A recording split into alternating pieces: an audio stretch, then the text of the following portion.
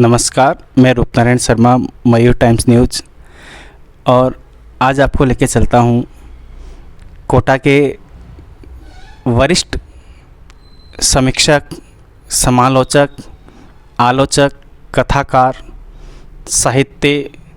साहित्यकार विजय जोशी जी के पास।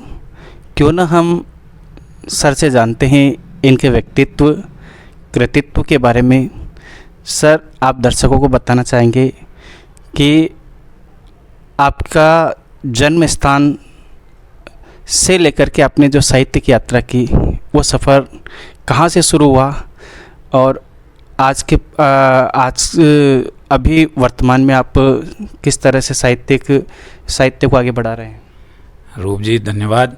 और मेरा जो है जन्म झालावाड़, सांस्कृतिक और ऐतिहासिक नगरी झालावाड़ में हुआ, पिता श्री रमेश वारिद और प्रेम वारिद जी के घर आंगन में। और लेखन का जहाँ तक है तो लेखन तो मूल रूप से अपने परिवेश के ऊपर निर्भर करता है, उसी से प्रभावित भी होता है। और हमारा घर का वातावरण ऐसा रहा, संयुक्त परिवार रहा, तो दादाजी भी हमारे रेखांकन और पेंटिंग करते रहे, दादी वगैरह ये सब। संगीत में हमारे यहाँ आरती अभी भी जो है वही साजो सामान से होती है, वही ढोलक और तबला या बांसुरी अगर बज रही है तो उसी से हमारे यहाँ। तो एक वातावरण जो है संगीत का हमें हमारे परिवार से मिला। ये धीरे धीरे बढ़ता रहा, क्योंकि कानों में तो वो नाद था ही सही जन्म हुए जब से। और जब शिशु से जब बालक अवस्था में आए तो विद्यालय के अंदर शनिवारी संगोष्ठियों में उस नाद का एक आकार बना और हम वहाँ पे शनिवारी संगोष्ठियों में कविताएं, कहानियाँ जो हमारे कोर्स की हुआ करती थी वो सुनाया करते थे। तो धीरे धीरे ये अभिव्यक्ति का माध्यम हमारा बढ़ता चला गया। और फिर लिखने की प्रेरणा, क्योंकि मूल रूप से मैंने संगीत और चित्र कला से शुरुआत की। तो मेरी जब मैं 7वीं 8वीं में पढ़ता था तो सूचना केंद्र में मेरी ये जो है चित्रों की प्रदर्शनी लग चुकी थी। तो उस समय मतलब ये 76-77 की बात है, तो उस समय मेरा जो है पेंटिंग का एग्जीबिशन में मतलब जाना शुरू हुआ था, उससे प्रोत्साहन मिला। और विद्यालय और महाविद्यालय स्तर पर जो प्रतियोगिताएं होती थी उनमें गायन में, वादन में, नृत्य में, इन सब में, नाटक में, इन सब में अपना वो किया, सहभागिता की। तो वहाँ पे भी हमें पुरस्कार स्वरूप प्रथम और द्वितीय इन श्रेणी आती थी, तो उसमें हमने उससे प्रोत्साहन मिलता रहा। फिर धीरे धीरे जब मैंने एमएससी की 1985 के अंदर, तो विज्ञान का लेखन मेरा शुरू हो चुका था। तो विज्ञान के जो यहाँ पे पर्यावरण प्रदूषण वगैरह ये सब चीज़ें होती, तो उनके ऊपर आलेख लिखना, वैज्ञानिक आलेख लिखना। और सर्वप्रथम मैंने फिर 30 कहानी लिखी। एक उत्प्रेरणा हुई कि अपन कहानी लिखें, तो वो भी विज्ञान से संबंधित ही आई। तो वो कहानी सर्वप्रथम आकाशवाणी कोटा से प्रसारित हुई।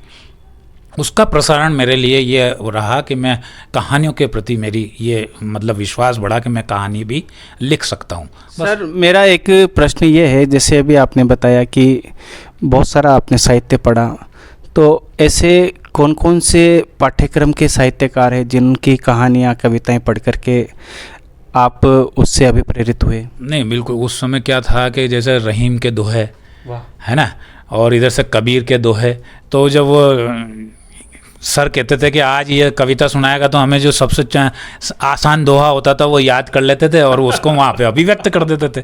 क्योंकि भय इतना रहता था कि सर कहीं डांट नहीं दे, क्योंकि पहले ये व्यवस्था थी कि पिंडलियाँ कांपा करती थी जब पहली बार जाते थे, क्योंकि प्रार्थना करते थे तो वो वहाँ पे भी। लेकिन हमारा विश्वास तब तक बढ़ चुका था और हम जैसे ये जितने भी दोहे या कविताएँ जो आती थी हम उसको सुनाया करते थे।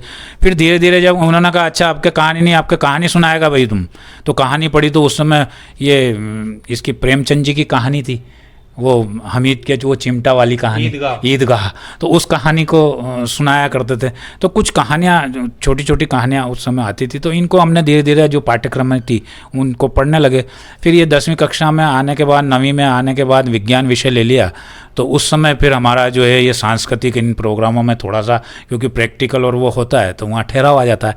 लेकिन बीज और अंदर की अंतर्ध्वनि तो संगीत और सृजन से जुड़ी हुई थी, और विज्ञान उसमें अपनी आभा से उसको बिल्कुल मतलब तराश रहा था एक तरह से। तो विज्ञान ने तराशा और उस नाद और वो जो है हमारी सृजन की जो वो थी वो अपने आप बढ़ती चली गई। सर, विज्ञान और साहित्य यूँ कहते हैं कि एक दूसरे के विपरीत है, फिर भी आपने उसको समपूरक करके एक धारा में बहाया, इसके पीछे कोई कारण है? नहीं, अब जैसे बिल्कुल सही पूछा आपने, क्योंकि व्यक्ति जब इस धरा पे आता है तो उसकी एक क्षमता उसकी संचित रहती है, और वो है अवलोकन की। और जहाँ अवलोकन आ जाता है तो विज्ञान अपने आप प्रकट होने लग जाता है, क्योंकि विज्ञान अवलोकन पर आधारित है। फिर अवलोकन के बाद ही अपन प्रयोगशाला में जाते हैं, फिर वहाँ से कोई एक वो उसका एक सिद्धांत बनाते हैं, सिद्धांत को व्यवहारिक रूप में लाने के लिए फिर उसको टेस्ट करते हैं वहाँ पे। तक फिर ये चीज़ साहित्य और विज्ञान का ये क्या समझ में हो रहा है, क्योंकि साहित्य भी विज्ञान से कम नहीं है। विज्ञान का मतलब जो ज्ञान है वो विशेष रूप से आपने किस तरह से उसको प्रवाहित किया, उस तरह उसको लाने का प्रयास किया।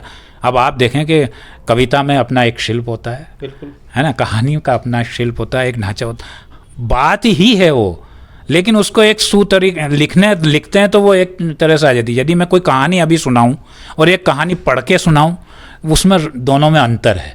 वहाँ अपने यहाँ एक आपान संगोष्ठी चौपाल हुआ करती थी, तो वहाँ तो बात कहते थे, तो वो बात पोशी ही कहानियों में आ गई।